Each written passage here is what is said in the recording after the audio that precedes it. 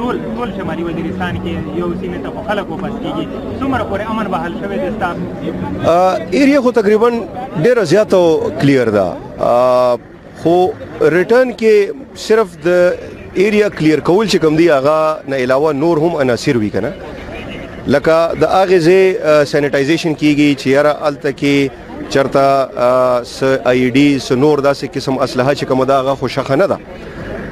ما ته چې کوم ریپورټس راځي هغه دا چې کوم علاقې یو ځل کلیر شي بل ځل چې سر کې هغه کې سره سروزي نو مونږ چې یو ځل علاقې ته خلک بوزو نو مونږ دا انشور کول غواړو چې داسې نه وي چې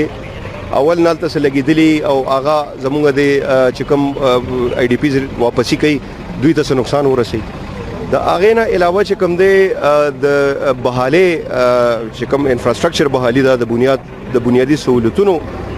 فراهمي ده چې هغه مونږ ریسټور کولی شو نو دا دوه درې فیکټرز دي چې په کم په بیسس باندې مونږ ریټرن ایریاز ته رو خلک بوزو استینوام کې خدغه وبصیر روانه ده امیر علي خصوصا چې کوم مخامخ مونږ وینو میراث ده تقریبا د خلک څومره پورې بدلی شي کال دوی چې دا ټوله مرحله دی وخت ګوره دا څه د چې زمونږ د وخت ټول پلانینګ روان دی او تر څو پورې چې مونږ یو شیډیول جاری نه کوګنه نو د اغه نه اول څه قسم خبره کوله ټول قیاس اریانی دي چې کم زیاده مونږ تیار شو چې دا ایریا ته بوزو اغه زی شیډیول مونږ جاری کو د دې درې کلو شیډیول مونږ جاری کو اوس وګوره ان شاء الله تاسو چې مونږ د درې کلو نور شیډیول با یا سلور 15 سوي چې څنګه مونږ تیاری کو اغه شان د مونږ شیډیول جاری کو مونږ هیڅ قسم داسې فکس دغه د وخت نشته د کې ډېر شیزونه دي چې څنګه ما درته د عناصر وې د دین علاوه کومه غتلو چې مونږ د مشکلات وي نو کې دي چې زمونږ د وخت چې زینونو کې کم ټایم فریم دی هغه وګت شي ک اساني وا اسانتیا وا په موقع باندې په ګراوند باندې نو کې دي چې دا ریټرن زرم شي نو دا اس قسم داسې حتمی فیصله یا حتمی خبره د کې نشته په حالای د پر تقریبا څومره امداد پکار دی بهر نه یا په خپل تقریبا څومره پیسې په ټول وزیرستان لګي باندې دا فګر خو د وخت ما سره نشته خو دې کې مونږه اسسمنت کړی دي چې کوم ځای کې دا بنیادی ایجوکیشن هیلث فیسیلیټیز واټر سپلای سکیمز بجلی دغه دي نو هغه چې کوم ایمیډیټ نیچر کارونه دي هغه مونږه زمونږه پاک فوج دغه کړی دی دا غینه علاوه زمونږه د فاټا سیکریټریټ والو هم تقریبا د ریهابیلیټیشن 200 میلیون روپے چې کوم دی هغه سکیمونه منظور کړی دي هغه هم هغه باندې کار روان دي باقی علاقې کې څنګه مونږ ته وسایل مهیا کیږي نوې سکیمونه هم راځي خو چون کې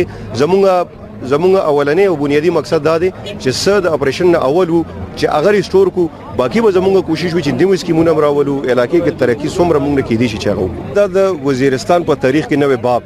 رقم شو دا قدم مونږ کې خدلو چا خبر وکړه زما ورور چې دا هډر لک فیملیز دي نو ما ورته وې چې دا خو دا باران غولنې کتره دا باران دینه پس را روان دي ان شاء الله نو د خدای نه به مونږ دغه دعا غوړو ځان ورته تکړه کو زما د قبایلی روډه مو ورته ځان تکړه کو حکومت چې کوم ځمېداریان دي هغه هم چې په علاقې کې ام بحال وي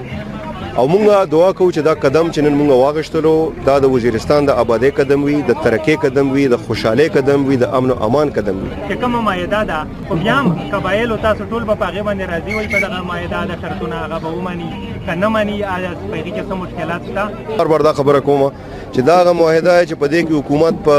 قبایلو باندې ذمہواره مچولې ده په حکومت هم ذمہواره شولې ده دوی له حقوق هم ورکړي دي نو په دې باندې پوښي خبره ده چې زته بغیر معاهده راولم نو زه خو ریټرن سٹار ډیماند دی کنه نو که زه داسې بغیر سره انډرستانډینګ راولم نو زه خو طالب یا حقوق هم نه درکوم خو د دې معاهده تحت خو زه طالب حقوق هم درکوم او څه په دې کې داسې خبره نشته چې هغه د تشویش خبره وي هغه تاسو د رواج خلاف خبره وي هغه د اف سی آر خلاف وي هغه د قانون خلاف وي هیڅ قسم داسې خبره پکې نشته